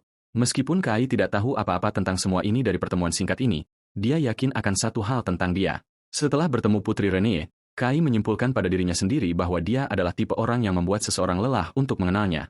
Dia kemudian membungkuk sedikit dan berbalik untuk pergi, benar-benar mengabaikannya. Sang putri terkejut dengan pengabaian ini, terutama karena dia baru saja memujinya dan dia berteriak marah sambil memanggil saudaranya, Pangeran Edith. Sang pangeran mengatakan kepadanya bahwa dia harus mengerti karena begitulah cara Qian memperlakukan bahkan dirinya. Ini mengejutkan sang putri. Renee menjelaskan bahwa ketika saudaranya marah, dia juga tidak bisa berurusan dengannya, dan yang paling dibenci saudaranya adalah diabaikan. Situasi ini memicu keingintahuan Putri Renee. Dia merasa mengejutkan bahwa Qian dapat mengabaikan saudaranya, sang pangeran, dan lolos begitu saja, dan dia memutuskan untuk mengawasinya. Kemudian, Qian kembali ke kamarnya di Mansion Shuritan di mana dia menemukan saudaranya Lucian dengan seorang pemuda lain. Lucian menyambutnya dan memperkenalkan temannya Cliff. Cliff tersenyum sinis, membenarkan bahwa Qian memang telah kehilangan ingatannya dan menyarankan mereka memperkenalkan diri kembali satu sama lain. Qian memperkenalkan dirinya, dan Cliff tertawa, terkejut bahwa bocah iblis itu menyapanya. Lucian memarahinya karena kata-katanya. Lucian kemudian mengundang Kai untuk duduk di sampingnya dan mulai bertanya tentang harinya dengan prihatin, yang membuat Kai berkomentar bahwa dia seperti seorang ibu dengan kekhawatirannya yang berlebihan. Kai melihat sesuatu yang aneh tentang Cliff dan bertanya kepada Lucian apakah dia dekat dengannya, yang dijawab Lucian bahwa mereka telah berteman untuk waktu yang lama. Pada saat itu, Kai memutuskan untuk menawarkan beberapa nasihat kepada Lucian, menjelaskan bahwa ketika seseorang terlalu berpegang teguh pada orang mati, jiwa mereka merasa sulit untuk meninggalkan dunia orang hidup. Dia menambahkan bahwa jika mereka mati secara tidak adil, jiwa mereka tetap terjebak di samping orang-orang yang mereka percayai dalam hidup, seolah-olah memohon agar keluhan mereka diselesaikan. Cliff terkejut dan bertanya kepada Kai apa yang tiba-tiba dia bicarakan dan apakah dia maksud anak itu. Kai menjawab bahwa dia tidak tahu anak mana yang dimaksud, tetapi dia yakin bahwa seseorang yang dekat dengan Cliff telah meninggal dengan kematian yang sangat tidak adil. Pada saat itu, Kai merasakan tatapan dingin dan tanpa emosi dari malaikat maut. Cliff bertanya kepada Kai dengan panik bagaimana dia tahu tentang kematian orang itu dan apakah dia telah menyelidikinya, yang aneh bagi seseorang yang bahkan tidak ingat namanya sendiri. Cliff mengubah pertanyaannya. Bagaimana Anda tahu ada orang mati di dekat saya? Kai menyadari dia telah terlibat dalam sesuatu dan dengan cepat membuat alasan, mengatakan bahwa sejak pengalaman hampir mati dalam kecelakaan baru-baru ini, dia telah menjadi bisa melihat jiwa-jiwa orang mati. Lucian menunjukkan kekhawatirannya pada Kai. Kai menjelaskan bahwa ketika dia pertama kali melihat Cliff, dia melihat jiwa yang terjebak di sekitarnya. Cliff bertanya kepadanya dengan kaget apakah dia telah melihat wujud Justin. Kai menyangkalnya, menjelaskan bahwa dia hanya melihat masa cahaya, jiwa yang mati, dan tidak tahu apakah itu laki-laki atau perempuan. Dia kemudian menambahkan kebenaran yang mengerikan, yaitu bahwa dia juga bisa melihat malaikat maut menunggu untuk mengambil jiwa itu. Cliff menolak untuk percaya cerita konyol Kai yang dijawab Kai dengan tenang bahwa itu terserah padanya apakah akan percaya atau tidak. Tetapi dia menambahkan satu informasi terakhir, menjelaskan bahwa jiwa yang menolak untuk mengikuti malaikat maut ditakdirkan untuk memudar setelah jangka waktu tertentu. Oleh karena itu, solusi terbaik untuk jiwa yang meninggal secara tidak adil dan berpegang teguh pada dunia adalah dengan menyelesaikan penyesalannya yang tersisa sehingga dapat pergi dengan damai. Pada titik ini, Lucian yang prihatin bertanya kepada temannya Cliff apa yang terjadi, mengingatkannya bahwa Justin adalah sepupu kecilnya. Cliff membenarkan hal ini dan mulai menceritakan kisahnya. Beberapa bulan yang lalu, pamannya, Count Devlin, tiba-tiba pingsan karena nyeri dada dan kesehatannya tidak pulih dengan mudah.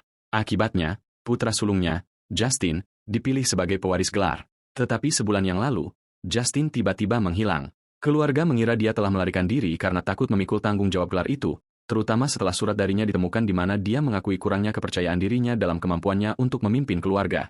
Akibat hilangnya dia, Pelison, sepupu mereka dari pernikahan kedua paman mereka, menjadi pusat perhatian dan dukungan.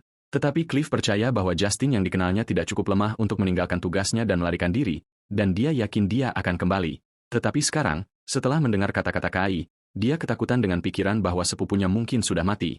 Kai berkomentar bahwa ceritanya tampak jelas dari sudut pandangnya. Cliff bertanya apakah dia mencurigai bibinya, istri pamannya, dan Kai menunjukkan bahwa skenarionya umum, saudara tiri, dan putra sulung yang memiliki hak suksesi. Cliff dengan penuh semangat membela bibinya, mengatakan bahwa bibi Ea bukanlah tipe orang seperti itu, dan bahwa dia selalu memperlakukan Justin seperti putranya sendiri, bahkan Justin akan membual tentangnya setiap kali mereka bertemu. Setelah mendengar cerita itu, Kai memutuskan untuk tidak ikut campur, karena dia tidak ingin mencampuri detail jiwa yang tidak ada hubungannya dengan dia. Tetapi dia merasa kesal melihat jiwa yang sedih dan tersisa itu, bertanya-tanya apakah rasa tanggung jawabnya sebagai mantan malaikat maut masih ada di dalam dirinya.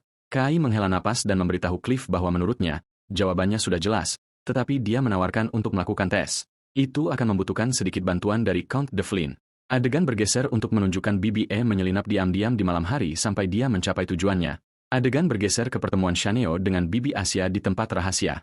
Bibi itu bertanya kepadanya apakah bonekanya belum siap dan dia menjawab bahwa sekarang sudah siap. Dia menyambutnya dan membawanya ke sebuah ruangan gelap di mana dia mengungkapkan boneka yang dia minta darinya. Itu adalah boneka yang identik dengan putranya Justin. Sang ibu terharu saat melihat boneka itu memanggilnya ibu dan dia mengatakan kepada Kai itu sempurna. Kai mengatakan kepadanya bahwa dia senang dia puas dan bahwa pembayarannya akan dilakukan nanti karena dia akan datang untuk mengambilnya sendiri. Wanita itu setuju kemudian memanggil boneka Justin untuk datang ke sisinya.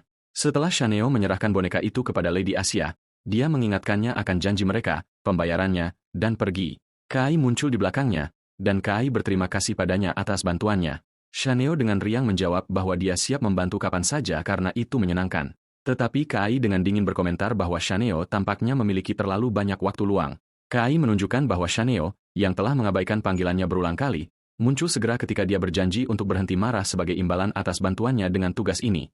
Shaneo memuji keterampilan membuat boneka Kai yang luar biasa, yang dijelaskan Kai bahwa pujian itu milik Shaneo sendiri karena tidak menghapus ingatannya sebelum dia memasuki tubuh ini. Shaneo mengingatkannya bahwa Kai lah yang memintanya untuk tidak menghapus ingatannya. Shaneo bertanya apakah dia menyesal dan menawarkan untuk menghapusnya sekarang, tetapi Kai menolak, mengatakan bahwa mengingat apa yang terjadi selama sisa hidupnya adalah hukuman yang dia kenakan pada dirinya sendiri karena menjadi bodoh. Shaneo mengejeknya, mengatakan dia menyimpan dendam, yang dijawab Kai bahwa dia memilih pemusnahan untuk berhenti melakukan hal-hal menyedihkan seperti itu dan bertanya-tanya siapa yang bersikeras membawanya kembali ke kehidupan. Dan ketika Shaneo dengan bercanda mengancam untuk menunjukkan kepadanya arti dendam yang sebenarnya, dia tiba-tiba mengubah topik pembicaraan dan berkomentar tentang betapa indahnya cuaca. Meskipun hujan, yang membuat Kai berpikir dia seharusnya memutuskan hubungan dengannya sepenuhnya. Sementara itu, di Mansion Devil, para pelayan dan Lady Ea memberikan sambutan yang sangat hangat dan emosional kepada Justin yang kembali. Boneka itu, saat bibinya memeluknya erat-erat dan bertanya di mana dia selama ini. Bibi itu mengungkapkan rasa terima kasihnya atas kepulangannya, dan para pelayan memuji Lady A karena menjadi ibu yang baik yang sangat mencintai Justin, meskipun dia bukan putra kandungnya. Kembali di Istana Kekaisaran, Putri Renee bertanya kepada saudaranya, Pangeran Edith, apakah Chien juga datang hari ini? Sang pangeran dengan bercanda bertanya apakah dia merindukannya, dan dia menjadi marah dan dengan keras menyangkalnya. Sang pangeran memperhatikan bahwa saudara perempuannya, yang selalu bertindak formal di depan orang lain, kembali ke dirinya yang normal seperti gadis di hadapan Chien. Renee kemudian menuduh saudaranya yang menunggu Chien karena dia tidak terbiasa mengunjungi perpustakaan setiap hari. Sang pangeran menyangkalnya, tetapi mengakui dia ingin tahu mengapa seseorang yang biasa datang setiap hari tiba-tiba berhenti datang. Renee kemudian bertanya kepadanya apakah dia sudah mendengar beritanya. Dia mengungkapkan kepadanya bahwa Chien telah kehilangan ingatannya. Sang pangeran terkejut dengan berita ini. Jadi Renee menjelaskan bahwa dia melakukan beberapa penyelidikan setelah Chien bertindak arogan terhadapnya dan menemukan dia baru-baru ini mengalami kecelakaan dan kehilangan ingatannya dan bahwa berita itu dikonfirmasi oleh para pelayan Mansion Shuritan.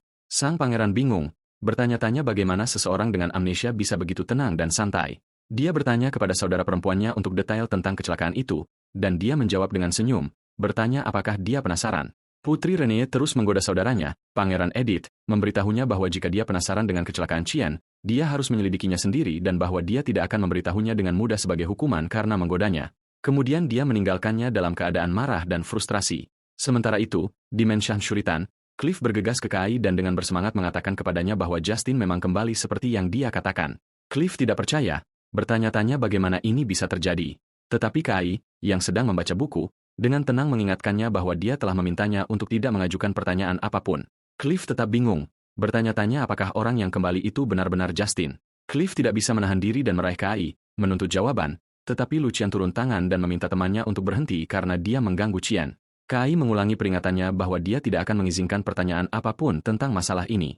Setelah itu, Cliff menjelaskan rencana yang telah dibuat Kai. Di awal cerita, Kai menyarankan agar mereka meminta Count Devlin untuk menulis surat wasiat dengan isi spesifik yang menyatakan semua aset keluarga akan jatuh kepada Justin. Namun, jika Justin tidak muncul, aset-aset tersebut akan kembali ke negara. Awalnya, Count menolak untuk menulis wasiat semacam itu, tetapi Cliff meyakinkannya bahwa itu hanyalah cara untuk menemukan Justin. Prediksi Kai adalah jika bibi mereka adalah pelakunya, Justin akan kembali, tetapi dia akan menjadi orang lain dalam wujudnya. Lucian mengakui bahwa ketika dia melihat Justin benar-benar kembali, dia merasa bingung dan tidak tahu bagaimana harus menerima situasi itu. Cliff terus berjuang untuk memahami situasi tersebut. Kai menyuruhnya untuk tidak terlalu memikirkannya, melainkan fokus pada hasil akhirnya. Dia menjelaskan bahwa tujuan mereka adalah untuk mencari tahu mengapa jiwa yang menempel pada Cliff tidak pergi setelah kematiannya, siapa yang membunuhnya, dan memastikan jiwa itu dibimbing dengan damai menuju malaikat maut. Cliff merenungkan tujuan tersebut dan yakin bahwa yang penting sekarang bukanlah identitas orang yang mirip Justin, melainkan menemukan pembunuh Justin yang sebenarnya. Sebelum Cliff pergi, Kai sekali lagi memperingatkannya untuk tidak menyentuh tubuhnya dengan tangan yang tidak dicuci, atau dia akan menyesalinya. Cliff tertawa gugup, memikirkan bagaimana kepribadian Chien telah berubah. Dia tidak lagi memandang mereka dengan tatapan penuh kebencian, tetapi telah menjadi menjijikan dengan cara yang berbeda. Adegan beralih ke Bibi Ea yang sedang merenungkan boneka Justin, mengagumi ketepatannya dan kemampuannya untuk bergerak. Dia mengingat bagaimana dia merasa kehilangan setelah wasiat diumumkan, percaya bahwa semua rencananya telah hancur sampai seseorang datang kepadanya secara rahasia. Orang ini adalah pembuat boneka, Shaos, yang memberitahunya bahwa dia bisa membuat boneka hidup yang identik dengan gambar yang dia inginkan. Meskipun dia menganggapnya konyol, dia menerima tawarannya karena dia tidak punya pilihan lain. Dia terkejut bahwa hasilnya begitu memuaskan, sebuah boneka yang tidak bisa dibedakan dari manusia hidup. Dan ketika tidak ada yang melihat, boneka itu memanggil Lady Ea, Mama. Sang lady dengan kasar mencengkeram dagunya dan mengatakan kepadanya dengan nada dingin untuk tidak memanggilnya dengan nama itu ketika mereka sendirian karena itu membuatnya jijik, sehingga mengungkapkan wajahnya yang sebenarnya sebagai seorang pembunuh. Lady melanjutkan percakapan dinginnya dengan boneka yang menyerupai putra tirinya, Justin. Meskipun dia kesal dengan suaranya yang identik, yang mengejutkannya setiap saat, dia sekali lagi memerintahkannya untuk tidak memanggilnya Mama. Tetapi boneka itu, seolah-olah dirasuki oleh jiwa Justin yang asli, mulai bertanya kepadanya dengan air mata berlinang di wajahnya. Mengapa kau melakukan itu padaku, Ma? Lady Ea terkejut dan bertanya-tanya bagaimana boneka bisa meneteskan air mata. Ketika Justin mencoba menyentuhnya, dia menjauh darinya dengan ketakutan dan berteriak padanya untuk tidak menyentuhnya, lalu melarikan diri dari ruangan dengan panik, bertekad untuk pergi ke pria yang membuat boneka itu. Dia tiba di bengkel rahasia Shaws. Lady Ea dengan panik memberitahunya bahwa ada yang salah dengan karya itu, karena meneteskan air mata dan menatapnya dengan mata penuh kebencian. Shaws dengan tenang menjawab bahwa hal-hal seperti itu kadang-kadang terjadi dan menjelaskan kepadanya bahwa jiwa-jiwa yang tidak menyadari bahwa mereka telah meninggal terkadang dapat menghuni boneka yang menyerupai mereka. Sang Lady merasa ngeri. Dia menyadari bahwa jiwa Justin memang telah kembali untuk menghantuinya. Shaws memberitahunya bahwa ada cara untuk menyembunyikan jiwa itu, yaitu dengan menemukan tubuh aslinya. Dia menjelaskan bahwa dia harus membuat jiwa itu menyadari bahwa boneka itu bukanlah tubuh aslinya dan bahwa ia sebenarnya telah mati. Satu-satunya cara untuk mencapai ini adalah dengan menemukan mayat asli Justin dan membakarnya. Lady Ea menjadi tegang ketika dia mengetahui bahwa ini akan memaksanya untuk menggali mayat Justin. Mengikuti instruksi Shaws, Lady Ea mengirim anak buahnya untuk mencari mayat tersebut. Setelah menemukannya, dia memerintahkan mereka untuk bergegas dan menunjukkan mayat itu kepadanya, bersikeras bahwa mereka tidak punya waktu untuk disia-siakan. Anak buahnya terkejut karena mayat itu sama sekali tidak membusuk dan terlihat seolah-olah Justin masih hidup. Yang lebih aneh, mereka melihat bahwa batu-batu yang diikat ke tubuh itu berbeda. Padahal mereka telah mengikat beberapa batu kecil, mereka sekarang menemukan satu batu besar. Tetapi Lady Ea, yang tidak punya waktu untuk detail aneh ini, memerintahkan mereka untuk segera membakar mayat itu. Saat mereka akan melakukan kejahatan mereka, Kai tiba-tiba muncul. Dia berbicara kepada mereka, mengatakan bahwa setelah melakukan dosa besar, pembunuhan, mereka sekarang mencoba melakukan dosa menyembunyikan mayat. Kai bertanya kepada mereka apakah mengetahui identitasnya akan mengubah sesuatu. Lady Ea memerintahkan anak buahnya untuk berurusan dengannya. Tetapi sebelum mereka bisa melukainya, Lucian campur tangan dengan pedangnya dan menyelamatkannya, memperingatkan mereka bahwa langkah lebih lanjut menuju saudaranya akan berarti kematian mereka. Kemudian Cliff muncul, dengan sarkastis, menambahkan bahwa mereka semua akan mati. Lady terkejut melihat keponakannya, Cliff, dan bertanya bagaimana dia bisa sampai di sini. Cliff memberitahunya bahwa dia tidak bisa lagi memanggilnya Bibi, mengungkapkan rasa jijiknya bahwa dia bisa membunuh Justin, yang setia dan mencintainya. Cliff menuntut untuk tahu mengapa dia melakukan kejahatan keji ini. Lady Ea hancur dan berteriak, mengakui bahwa dia melakukannya karena dia sangat membencinya.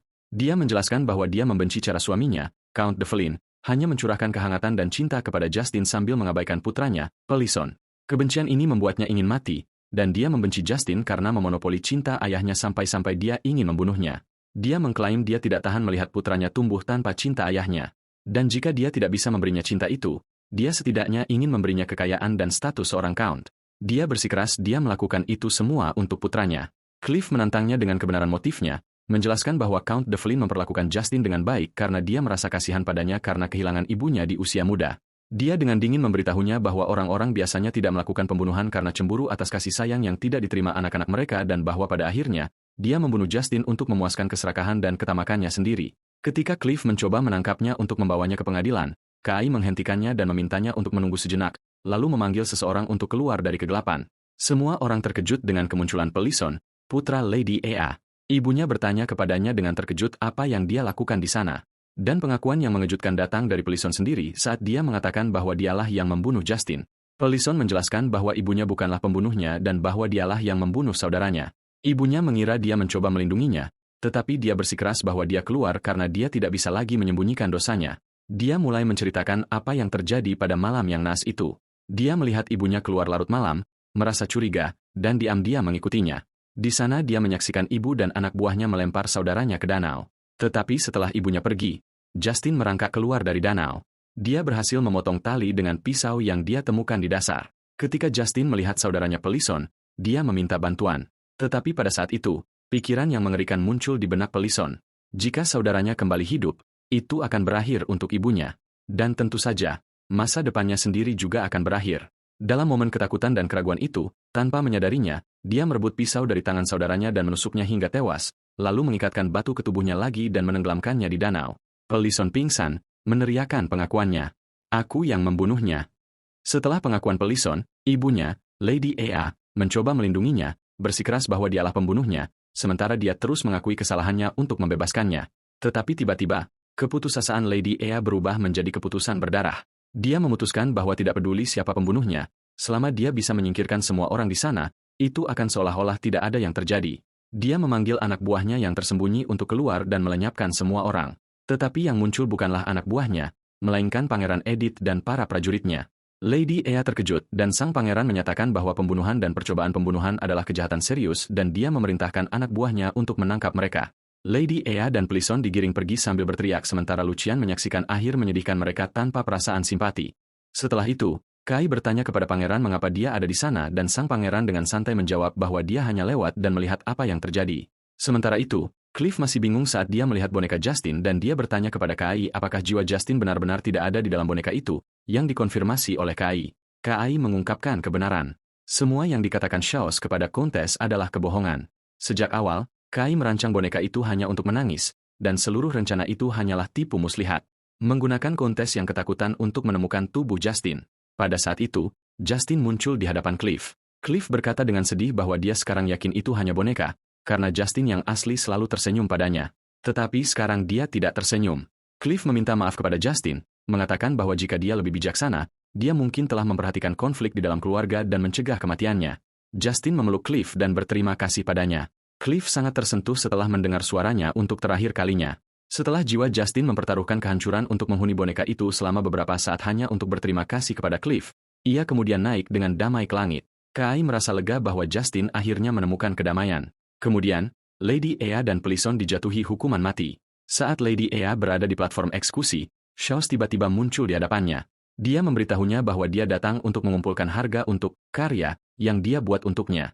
Di saat-saat terakhirnya, Lady Ea menyadari bahwa segala sesuatu tentang pembuat ini aneh dan bahwa ide membuat boneka hidup adalah masalah supranatural. Dia berteriak bahwa dia telah kehilangan segalanya dan tidak ada yang bisa dia ambil darinya. Tetapi Shaws mengungkapkan harga yang sebenarnya, yaitu jiwa. Dia menjelaskan kepadanya bahwa sebagian besar orang yang melakukan kejahatan dan mati tidak mengikuti dewa kematian dengan mudah, dan karena alasan itu, mereka diambil dengan paksa dengan dalih pembayaran, meninggalkannya dalam ketakutan mutlak saat dia mendengar kata-kata terakhirnya tentang dewa kematian. Setelah Shaws berhasil menangkap jiwa Lady Ea, dia memutuskan untuk pergi. Kemudian, Kai pergi ke istana kekaisaran untuk berterima kasih kepada Pangeran Edith atas bantuannya dalam kasus Justin. Sang pangeran menerimanya dengan arogan, mengomentari waktu yang lama yang dia butuhkan untuk datang dan kemudian langsung bertanya kepadanya tentang kebenaran dari hal yang dia lihat pada hari insiden itu. Setelah sang pangeran memerintahkannya untuk menjawab, Kai menjelaskan bahwa Justin yang telah kembali hanyalah boneka. Sang pangeran terkejut bagaimana boneka bisa bergerak sendiri. Jadi Kai menjelaskan bahwa itu dibuat menggunakan sihir boneka yang disebutkan dalam buku yang dia lihat dia baca. Ketika sang pangeran bertanya kepadanya tentang lokasi pembuat boneka, Kai berpura-pura tidak tahu, mengatakan dia adalah seseorang yang tidak tinggal di satu tempat dan bahwa dia tidak dekat dengannya. Sang pangeran mengungkapkan penyesalannya atas hal itu, mencatat bahwa orang-orang pada umumnya tidak memiliki pendapat yang baik tentang para penyihir boneka, tetapi dia melihat hal-hal secara berbeda. Dia menyebutkan sebuah cerita lama tentang seorang penyihir boneka tunggal yang berhasil memusnahkan seluruh pasukan dan bagaimana cerita-cerita ini memicu minatnya pada kekuatan mereka dan keinginannya untuk merekrut penyihir seperti itu jika ada yang di dekatnya.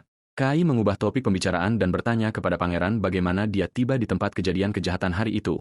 Sang pangeran menjadi bingung karena kebenarannya adalah dia sedang menuju ke Mansion Shuritan untuk melihat Kai, melihat mereka pergi dan diam-diam mengikuti mereka. Tetapi harga dirinya mencegahnya untuk mengakuinya. Jadi dia tetap pada cerita pertamanya dan bersikeras itu hanya kebetulan. Kai memberinya tatapan kasihan.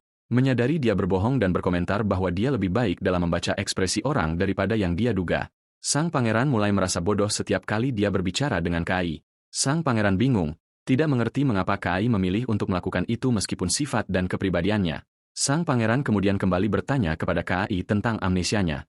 Dia bertanya apakah dia tidak ingat apa-apa tentang insiden yang dia sebabkan. Dan ketika Kai mengkonfirmasi, sang pangeran bertanya apakah dia tidak penasaran untuk mengetahui apa yang terjadi. Sebelum dia bisa memberitahunya, Kai menyela, mengatakan dia tidak ingin mendengarnya darinya. Tetapi pada saat itu, Putri Renee muncul dan menawarkan untuk menceritakan kebenaran tentang insiden itu sendiri. Kai menyadari tidak ada jalan keluar dari mendengarkan cerita itu. Jadi sang putri memberitahunya kebenaran yang mengejutkan. Dikatakan bahwa dia melompat dari sebuah bangunan atas kemauannya sendiri. Kai terkejut dengan wahyu ini. Kemudian, sang putri mengeluh kepada saudaranya tentang reaksi acuh tak acuh Cian terhadap berita percobaan bunuh dirinya dan bagaimana dia telah berusaha keras untuk menyelidiki dengan harapan memecahkan ketenangannya. Sang pangeran mengatakan kepadanya bahwa tindakannya seperti tindakan anak-anak yang mengganggu orang yang perhatiannya ingin mereka tarik. Sang putri marah dan menyangkalnya, tetapi dia menunjukkan bahwa dia juga sangat memperhatikan Qian. Saat itu sang pangeran mengakui pada dirinya sendiri, membenci untuk melakukannya, bahwa dia sangat tertarik pada pemuda misterius itu. Pangeran Edith dan Putri Renee melanjutkan percakapan mereka tentang Qian.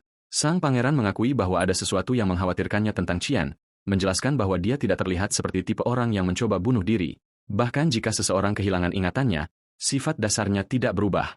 Dia menambahkan bahwa Qian terlihat seperti tipe orang yang menghadapi masalahnya dan menyelesaikannya, bukan melarikan diri dari mereka dengan mengakhiri hidupnya, yang disetujui oleh Renee. Sang pangeran juga mengingat ekspresi marah di wajah Qian pada hari insiden di Mansion Devil Inn, dan bertanya-tanya tentang alasan kemarahan itu.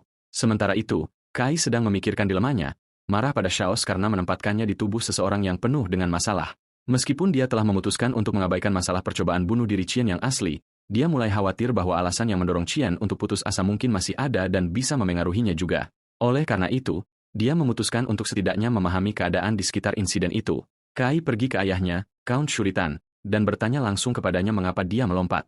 Sang Count terkejut bahwa putranya tahu tentang itu, tetapi Kai dengan dingin menjawab bahwa yang penting adalah mengetahui alasannya, bukan bagaimana dia mengetahuinya. Kai berkata dia punya perkiraan kasar bahwa dia adalah orang yang penuh kebencian terhadap dunia. Kai mengajukan pertanyaan lain. Di mana dia bangun setelah insiden itu? Apakah di rumah ini? Sang Count menjawab tidak, mengungkapkan bahwa tempat di mana insiden itu terjadi adalah Ga Academy. Kai mulai menganalisis informasi baru. Dia awalnya berpikir bahwa perasaan inferioritas dan kebencian Qian terhadap saudaranya Lucian adalah alasan untuk percobaan bunuh dirinya. Tetapi insiden yang terjadi di akademi dan bukan di rumah menunjukkan ada alasan lain. Saat dia berjalan di taman sambil berpikir, dia mendengar suara pahatan dan menemukan tukang kebun tua yang pernah dia temui sebelumnya. Kai memperhatikan bahwa tukang kebun itu terlihat lelah dan segera pria itu terhuyung-huyung dan hampir jatuh karena kelelahan. Kai bergegas membantunya dan tukang kebun itu terkejut melihat tuan muda Qian. Kai menyarankannya untuk beristirahat di tempat teduh karena bekerja di bawah terik matahari telah memengaruhinya. Ketika Kai menghilang sejenak, tukang kebun itu bertanya-tanya kemana dia pergi. Kemudian Kai kembali dengan baskom berisi air. Kai menjelaskan pentingnya minum air di musim panas dan tukang kebun itu berterima kasih padanya yang tidak pernah bisa membayangkan bahwa akan datang hari di mana dia akan minum air yang dibawa kepadanya oleh tuan muda itu sendiri. Ketika Kai menyarankan agar tukang kebun mengambil sisa hari libur, pria itu ragu-ragu, mengatakan bahwa sang lady akan segera kembali. Kai mulai bertanya-tanya tentang identitas sang lady yang disebutkan tukang kebun, menyimpulkan bahwa dia pasti nyonya dari Mansion Shuritan yang belum pernah dia lihat bahkan sekalipun. Tukang kebun menjelaskan kepadanya bahwa sang lady sangat tertarik pada taman dan selalu ingin melihatnya terlihat berbeda dan baru. Itulah sebabnya taman baru harus diselesaikan sebelum dia kembali, tidak menyisakan waktu baginya untuk beristirahat selama musim ini. Tukang kebun itu kemudian bergegas meyakinkannya bahwa dia tidak bermaksud menyinggung dan bahwa sang lady adalah orang yang halus dan masalahnya terletak pada kekurangannya sendiri. Kai berpikir dalam hati bahwa taman berubah secara alami dengan musim dan bahwa keinginan untuk hanya perubahan buatan dan mencolok adalah selera yang aneh. Dia menyimpulkan bahwa meskipun dia belum bertemu dengannya, dia bisa menebak tipe kepribadiannya dari metode menyiksa bawahannya ini. Pada saat itu, Kai mendengar pelayan dengan mendesak memanggilnya. Pelayan itu, Pike, tiba terengah-engah dan dengan bersemangat memberitahu Kai bahwa dia harus segera kembali karena sang lady telah kembali. Memang, sang lady, seorang kontes dengan rambut panjang, biru gelap, telah tiba dan disambut oleh putra sulungnya, Lucian. Dia bertukar kata-kata pujian yang dangkal dengannya, mengatakan dia terlihat sehat berkat keunggulannya, dan mulai secara tidak langsung bercanda dan bertanya-tanya siapa alasan putra sulungnya memiliki kualitas seperti itu. Dia menjawab sendiri bahwa dia pasti mewarisi keunggulan ini darinya karena dia adalah ibunya, yang membuat Lucian merasa tidak nyaman seperti yang selalu dia rasakan dengannya. Kontes kemudian berbalik untuk berbicara tentang Qian, berpura-pura prihatin setelah mendengar tentang kecelakaannya. Ketika Kai tiba, dia melihat mereka bersama. Dia berlari ke arah Kai dan meraih tangannya, mengungkapkan kekhawatirannya yang ekstrim untuknya dan bahwa dia berharap dia bisa berada di sisinya selama sakitnya. Kai memperhatikan bagaimana ekspresi wajahnya berubah dalam sekejap mata. Kontes memarahi Kai karena tidak menyambutnya dan bertanya apakah dia juga melupakannya karena amnesianya. Dia kemudian mulai menyalahkannya karena memilih untuk melompat dari bangunan dan mengkhawatirkan semua orang dan karena berpikir untuk membuang nyawa yang telah dia berikan kepadanya. Lucian mencoba menghentikannya, tetapi dia mengabaikannya dan melanjutkan serangan psikologisnya, mengungkapkan kepada Kai bahwa ibu kandungnya telah meninggal saat melahirkannya. Kai terkejut dengan informasi ini sementara Lucian mati-matian mencoba meyakinkannya untuk tidak mendengarkan. Kontes berpura-pura terkejut, bertanya apakah dia juga melupakan ini, lalu dengan kasar memarahinya karena melupakan ibunya, yang menderita untuk melahirkannya dan meninggal karena dia.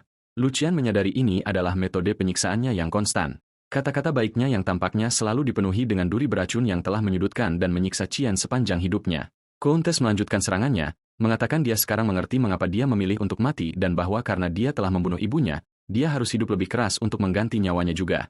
Lucian meraih lengannya, memohon padanya untuk tidak tertipu oleh kata-kata ibu tirinya dan meyakinkannya bahwa Qian yang sekarang berbeda. Pada saat itu, Kai mengerti segalanya. Dia akhirnya mengerti alasan kehidupan Qian yang asli yang menyedihkan. Lucian bukanlah masalahnya, tetapi ada seorang wanita di sisinya, menggali luka-lukanya dan terus-menerus mengingatkannya akan hal itu. Dengan sangat tenang, Kai menghadapi ibu tirinya, meyakinkannya bahwa kematian ibu kandungnya sama sekali bukan salahnya. Countess terkejut dengan jawabannya. Jadi, Kai melanjutkan, menjelaskan bahwa kematian adalah takdir yang ditentukan oleh Dewa Kematian, dan itu bukanlah sesuatu yang bisa disalahkan pada manusia, dan bahwa dia sepenuhnya sadar ibunya tidak meninggal karena dia. Jadi, tidak perlu mengulangi kebohongan ini. Countess menjadi marah karena dia tidak terbiasa Qian membalasnya seperti ini. Sebelumnya, dia akan kesakitan dan lari sambil menangis setiap kali dia menantangnya dengan kata-kata ini. Dia mengubah taktiknya, berpura-pura bahagia dan mengatakan bahwa mendiang ibunya akan bahagia bahwa dia berpikir seperti ini dan tidak akan menyesal mati untuknya.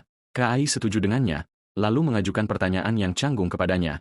Jika dia harus memilih antara hidupnya dan kehidupan putranya, apakah dia akan memilih dirinya sendiri? Dia menjadi bingung dan menjawab bahwa tentu saja dia akan memilih putranya, yang dijawab oleh Kai bahwa ibu kandungnya akan melakukan hal yang sama. Countess menyadari bahwa Qian bukan lagi anak rapuh yang dia kenal dan bahwa amnesianya telah sepenuhnya mengubah kepribadiannya. Pada saat itu, Lucian tertawa terbahak-bahak dengan kegembiraan murni. Ketika ibunya bertanya mengapa dia tertawa, dia meminta maaf, mengatakan bahwa apa yang dikatakan Qian adalah sesuatu yang dia harapkan untuk dengar darinya sejak lama dan bahwa dia tertawa karena kebahagiaan yang ekstrim. Ini semakin membuat marah Countess, yang memarahi Lucian atas jawabannya dan menuduh kedua bersaudara itu bersekongkol untuk mengejeknya dan mengancam akan memberitahu ayah mereka. Menghadapi situasi ini dan setelah reputasinya terguncang di depan para pelayan yang menyaksikan adegan itu, Countess mengumumkan dia lelah dan akan mundur ke kamarnya, tetapi dia bersumpah pada dirinya sendiri untuk membalas dendam pada Qian. Setelah dia pergi, Kai berkomentar bahwa dia tidak mengatakan sesuatu yang lucu, tetapi Lucian meyakinkannya bahwa dia bahagia dan bahwa itu adalah hari paling bahagia dalam hidupnya. Kemudian dalam pertemuan dengan ayahnya dan Kai mengumumkan keputusannya untuk kembali ke akademi, ayahnya terkejut dan bertanya mengapa dia ingin kembali ke sana yang dijawab oleh Kai bahwa dia setidaknya harus mendapatkan sertifikat kelulusannya. Lucian memohon padanya untuk tinggal, tetapi Kai bersikeras mengatakan dia juga memiliki hal-hal untuk diselidiki di sana. Sang Count menyetujui keputusannya, menganggapnya sebagai pertama kalinya putranya membuat keputusan untuk dirinya sendiri dan bahwa dia sekarang memiliki kekuatan untuk memutuskan urusannya sendiri. Ketika dia bertanya kepadanya tentang tanggal keberangkatan, Kai menjawab bahwa dia akan pergi keesokan harinya, yang semakin mengejutkan Lucian. Setelah Kai mengambil keputusan, dia meyakinkan saudaranya Lucian, yang mengerti keputusannya, dan memintanya untuk berhenti bereaksi berlebihan. Keesokan paginya, Lucian menemukan bahwa saudaranya telah pergi, meninggalkan catatan singkat yang berbunyi, "Aku akan kembali.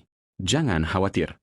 Sementara itu, tukang kebun tua, Bon, sedang menuju ke taman untuk bekerja, mengabaikan saran dokter untuk beristirahat karena Countess telah kembali dan pekerjaan perlu diselesaikan dengan cepat. Setelah tiba, Kai terkejut melihat patung besar yang sedang ia kerjakan telah selesai sepenuhnya dan dengan mahir dalam semalam. Dia segera menyadari bahwa ini adalah keterampilan mengukir mahir yang sama yang dia lihat pada patung kecil gadis, Josit, dan dia bertanya-tanya tentang identitas pematung jenius misterius ini. Dalam perjalanan, Kai menyadari dia sama sekali tidak tahu jalan menuju Akademi Gura, dan dia tidak bisa kembali ke rumah bangsawan dan meminta seorang penjaga setelah kejadian yang dia sebabkan saat keberangkatannya. Dia memutuskan untuk fokus keluar dari ibu kota terlebih dahulu. Jadi dia bertanya kepada orang yang lewat jalan menuju gerbang luar. Pria itu memberinya petunjuk sederhana. Tapi setelah 1 jam berjalan, Kai merasa ada yang salah.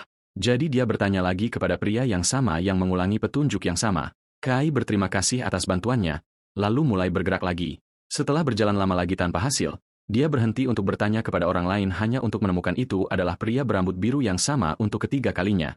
Kai akhirnya menyadari dia telah berjalan berputar-putar. Pemuda itu dengan sinis berkomentar bahwa dia belum pernah melihat seseorang berjuang begitu keras untuk menemukan gerbang luar dan bahwa ini adalah ke-6 kalinya mereka bertemu. Pemuda itu merasa kasihan pada Kai dan memutuskan untuk mengantarnya ke sana sendiri, hanya untuk Kai mengetahui bahwa gerbang itu sangat dekat selama ini. Ketika pemuda itu mengetahui bahwa tujuan Kai adalah Akademi Ga, dia terkejut bagaimana seseorang dengan indera arah yang buruk bisa sampai di sana. Dan memang, begitu dia mengucapkan selamat tinggal, Kai sekali lagi salah jalan, mendorong pemuda itu untuk menghentikannya. Pemuda itu menghela napas dan berkata dia tidak punya pilihan lain dan karena dia menuju ke arah yang sama, dia akan menemaninya ke akademi. Kebaikan yang berlebihan ini membangkitkan kecurigaan Kai, dan dia mengatakan kepadanya bahwa dia bukan tipe orang yang menerima kemurahan hati yang berlebihan tanpa alasan. Pemuda berambut biru itu menghentikan Kai lagi saat dia menuju ke arah yang salah, meraih kendali kudanya dan memberitahunya bahwa dia akan menemaninya karena mereka akan pergi ke arah yang sama. Meskipun Kai mengerti bahwa pemuda itu mencoba membimbingnya tanpa mengakuinya, dia memutuskan untuk mengikutinya karena dia benar-benar tersesat. Mereka berkuda bersama dalam keheningan total.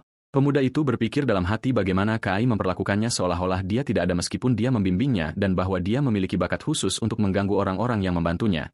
Dia bertanya-tanya mengapa dia terus membantunya meskipun dia menjengkelkan.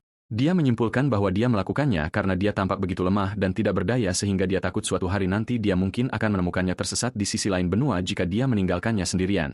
Mengingat pertemuan sebelumnya yang mereka alami di masa kecil mereka.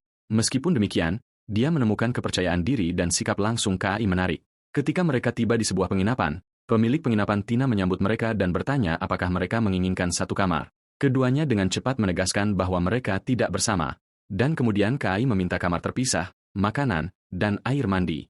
Tina menjelaskan bahwa dia sedang bersiap untuk melayani mereka. Setelah menunjukkan pemuda dan Kai ke kamar mereka, dia kembali untuk menyiapkan makanan mereka. Pria-pria merepotkan muncul dan mulai mencarinya, menyebabkan keributan.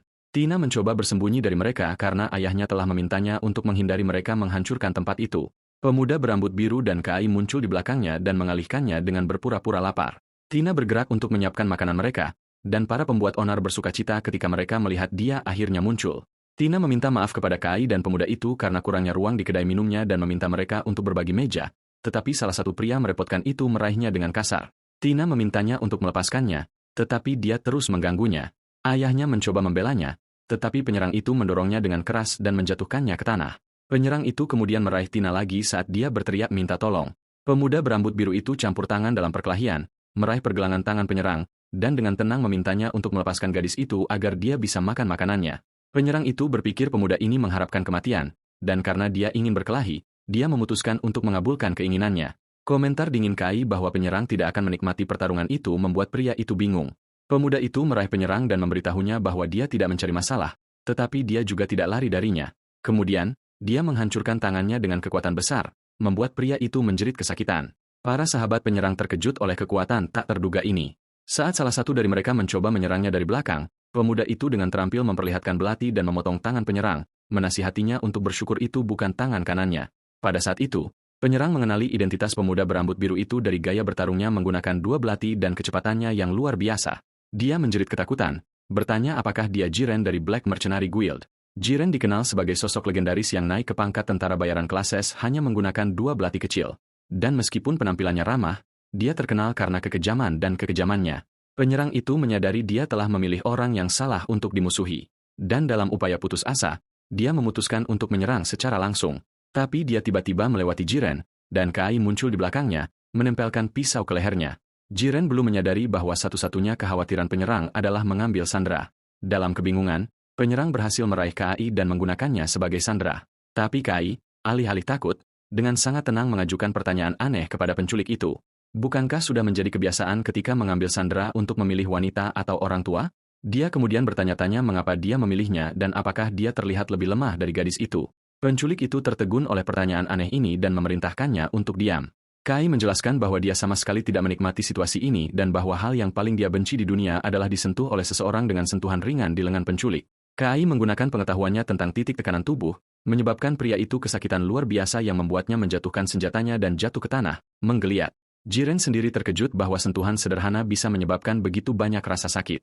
Kai menjelaskan bahwa tubuh manusia memiliki titik lemah yang bisa berakibat fatal dengan sentuhan ringan dan menasihati penculik yang jatuh itu untuk memilih sandera dengan lebih hati-hati lain kali. Tina kagum pada bagaimana orang yang tampan bisa mengalahkan tentara bayaran besar dalam sekejap. Jiren kemudian berbalik ke arah sisa penyerang dan bertanya apakah mereka ingin lagi. Setelah Kai dan Jiren dengan mudah mengalahkan para penyerang, Kai dengan dingin bertanya kepada pria yang tersisa apakah mereka ingin lagi atau mereka harus pergi. Para pria itu melarikan diri ketakutan, meminta maaf atas keributan itu. Saat Kai sedang duduk di meja, Jiren terkesan dengannya, menyadari dia bukan hanya tuan muda yang pendiam dan keras kepala seperti yang dia kira. Kai memberitahu Jiren bahwa tidak perlu bagi mereka untuk duduk bersama karena mereka bukan teman seperjalanan. Tapi Jiren bersikeras agar mereka makan bersama. Jiren bersikeras bahwa dialah yang merasa kesepian dan meminta Kai untuk makan bersamanya. Kai dengan enggan setuju, mengakui pada dirinya sendiri bahwa Jiren telah membantunya sampai di sini dengan aman dan dia tidak bisa begitu saja mengabaikannya dengan dingin. Saat mereka duduk, mereka menyadari mereka belum tahu nama satu sama lain. Jadi, pemuda berambut biru itu memperkenalkan dirinya sebagai Jiren, dan Kai menjawab bahwa dia adalah Qian, dan mereka berjabat tangan. Saat mereka melanjutkan perjalanan, Jiren bertanya kepada Kai mengapa dia akan pergi ke akademi. Kai menjawab bahwa dia memiliki alasan pribadinya dan memintanya untuk tidak khawatir. Jiren memberitahunya bahwa markas Black Mercenary Guild juga terletak di ibu kota sehingga dia bisa membawanya ke akademi. Dia kemudian bertanya kepadanya tentang keterampilan yang dia gunakan pada akhirnya untuk menaklukkan tentara bayaran besar hanya dengan 2 jari. Kai menjawab dengan samar bahwa dia mempelajarinya secara alami sejak lama. Tapi kebenaran, seperti yang dia ingat pada dirinya sendiri, kembali ke hari-hari lamanya ketika dia mulai belajar seni membuat boneka. Untuk secara sempurna menciptakan boneka hidup, dia harus mempelajari tubuh manusia secara mendalam. Tidak hanya dengan membaca semua buku yang tersedia, tetapi juga dengan membeli mayat dan membedahnya. Melalui studi ini, dia secara alami mempelajari semua titik lemah dan titik tekanan tubuh manusia. Tapi dia memutuskan untuk tidak menceritakan semua ini kepada Jiren. Mereka terus berbicara bersama untuk waktu yang lama sampai waktu berlalu dengan cepat. Ketika mereka tiba di sebuah desa bernama Abi di mana mereka berencana untuk menghabiskan malam, Kai tiba-tiba berhenti dengan tatapan ngeri di matanya. Kai telah melihat penglihatan yang jelas. Pada hari itu, semua penduduk desa ini akan mati. Di penginapan desa, Kai melamun. Jadi Jiren bertanya apakah mereka benar-benar harus tinggal di sana. Jiren menunjukkan bahwa matahari telah terbenam, dan desa berikutnya berjarak setengah hari, yang berarti pergi sekarang akan memaksa mereka untuk bermalam di tempat terbuka. Jiren berbicara kepada Kai dengan nada penasaran, memperhatikan bahwa wajahnya telah bermasalah untuk sementara waktu. Kemudian dia bertanya kemana dia akan pergi. Kai menjawab bahwa dia hanya akan keluar untuk mencari udara segar. Jiren meminta Kai untuk mengizinkannya menemaninya, tetapi Kai dengan tenang menjelaskan bahwa dia lebih suka pergi keluar sendirian untuk memikirkan sesuatu, dan di sana dia melihat apa yang mengkonfirmasi visinya. Desa itu dipenuhi dengan malaikat maut. Kai bertanya-tanya mengapa dia harus peduli tentang ini karena dia bukan lagi malaikat maut dan tidak memiliki tanggung jawab. Dia memutuskan bahwa yang harus dia lakukan hanyalah pergi lebih awal di pagi hari. Tapi saat dia akan kembali ke penginapan, seorang gadis kecil meraih pakaiannya. Saat Kai tenggelam dalam pikirannya, seorang gadis kecil menyela dia dan menawarinya sepotong permen. Kai bertanya mengapa dan dia menjawab bahwa dia melihat dia terlihat sedih. Gadis kecil yang bernama Miru itu menjelaskan bahwa permen ini membantunya saat dia sedih. Kemudian ibunya memanggilnya dan dia bergegas pergi. Kai merasa sedih atas nasib gadis yang tidak bersalah itu. Setelah dia pergi, Kai memutuskan untuk kembali ke penginapan, tetapi dia menyadari sekali lagi bahwa dia telah kehilangan jalannya. Jiren tiba-tiba muncul, jadi Kai bertanya bagaimana dia menemukannya. Jiren menjawab bahwa dia mengikutinya karena dia berharap dia akan tersesat, dan dia benar.